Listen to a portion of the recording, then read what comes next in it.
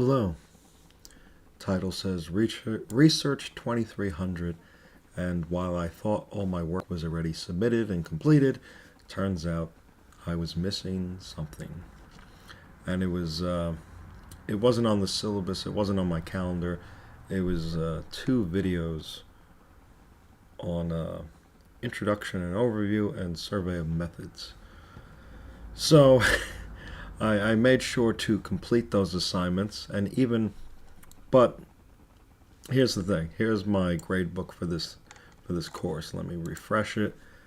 This is how it is right now. 79.43. Passing is 80. So, how do we get to passing? Oh, that's simple. I received the correct grade for this assignment, and now I'm passing. So these assignments down here, they don't even matter, as long as I get credit for this because I submitted this. And this shows that I completed these assignments 100%. I have 4 of 9 modules completed. One of them was completed in Research 2100. And so this is that. And I submitted all these things, and these ones include the 5 of 5 on the quizzes.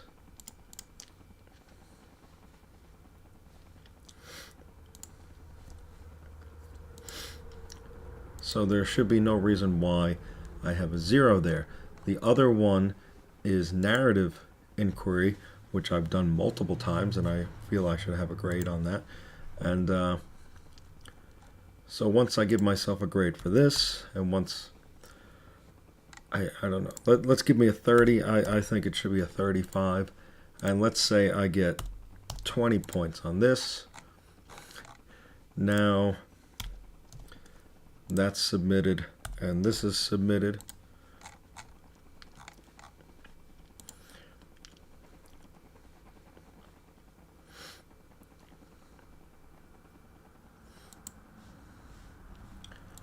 So I'm penning this letter, and it says I submitted replies to exercises. Yeah, let me put it over here. This one's better. Put it here, and we'll put it here. So it says I submitted replies to discussions 2 and 7. So that's down here. That's 2. That's 7. Then for discussion 5,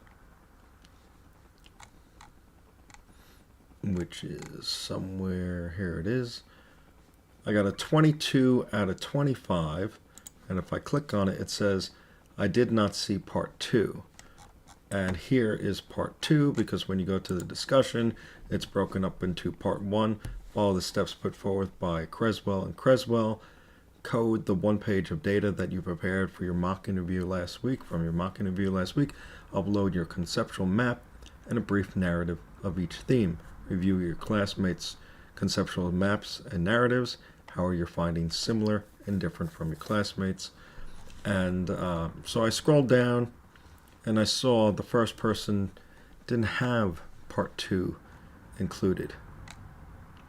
Well, how could they? They're the first ones there. There's no one to respond to. They have to wait for other people to do it. So then this one doesn't have a part 2 as well. And it could be very well possible that they were doing it at the same time now, in different days. So these first 2 do not have a part 2, and then I think it's Yoshi that has the first part 2. Here's part 2 included in the initial post.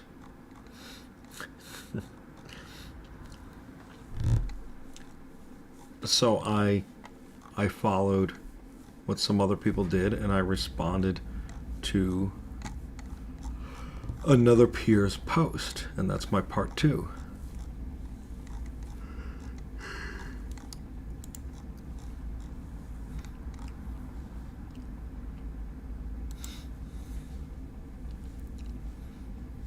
so I don't know if I'll get credit for that one. But practice activity 13. That's down here. That's the one I just showed you. That one I completed.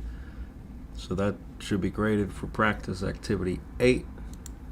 Again, I submitted multiple things. There should be a real grade.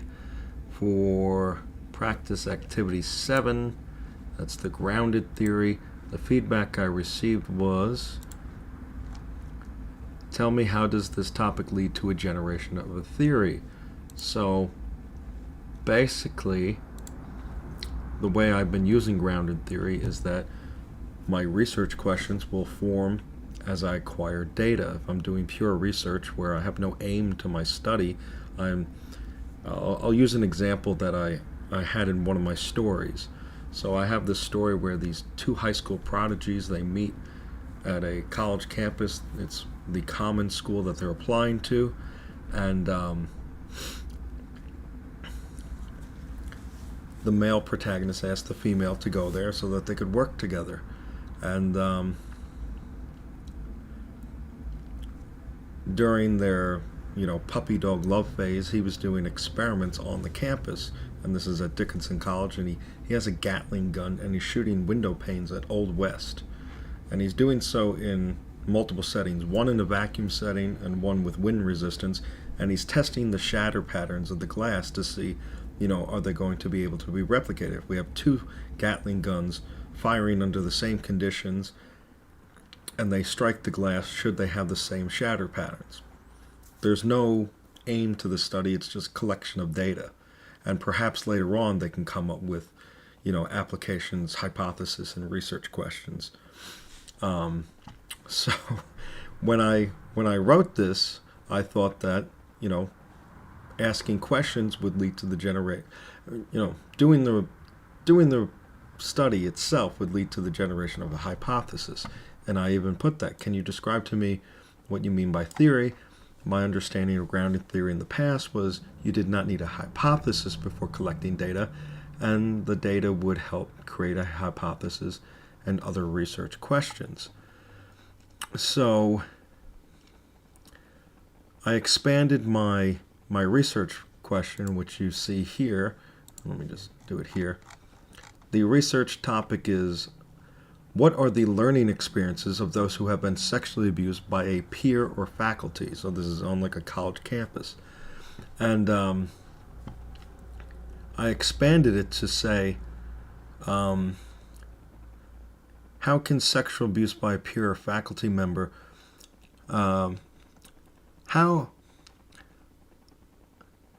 for practice activity 7 on grounded theory, I ask if my current research topic could expand to include exploring how sexual abuse by a peer or faculty member would change the person's trust of individuals and expectations of people, thereby impacting the individual's sense of self.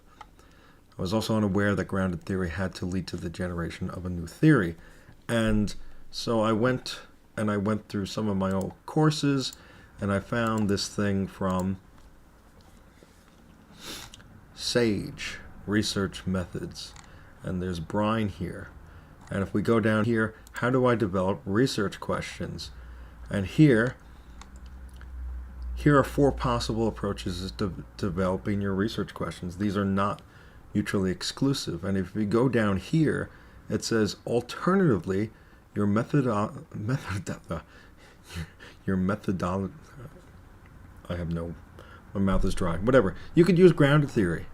You do not have to have a hypothesis that you wish to test, but rather you will work in context on the important questions. And the important questions will emerge as you interact systematically with the data you generate from your research. And then we can read up more on grounded theory. And it seems like this thing where it has to form a theory was something that Glaser has rejected this approach, arguing that the crucial characteristic of grounded theory is the emergent character of theorization and an engagement with the data.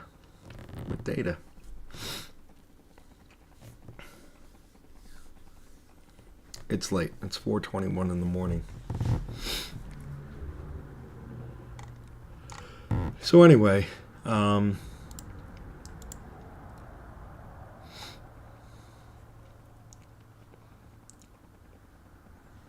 where is that thing?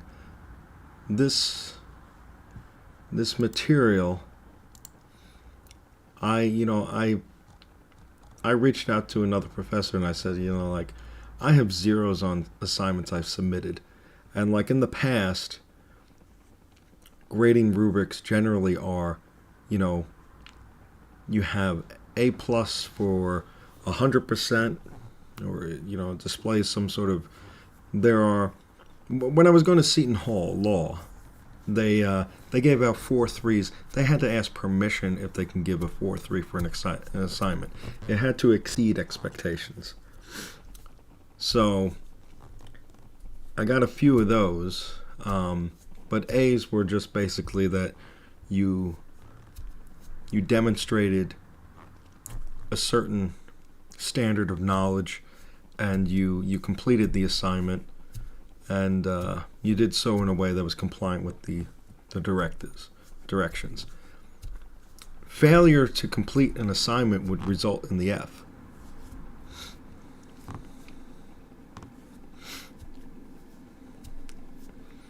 But you might get like a C or D if I could probably pull up one of those grading rubrics. But to get a 0 for something that you submitted, that just doesn't sit well with me. Because on one of the assignments, I got a 20.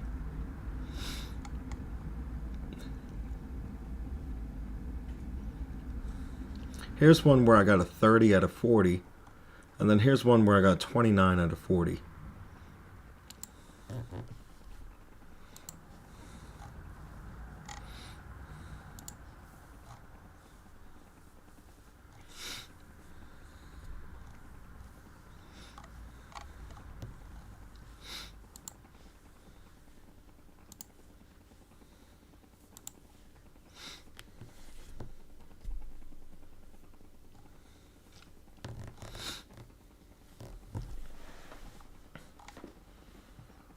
Now, I almost switched to a 4.0 grading scale before this semester, and that's what I wanted. There's higher grades open up more opportunity, right? And even though it's pass-fail, it still matters. This grade still shows up. Like, if I go through all my courses, I go through the grades here, I still have the grade showing here.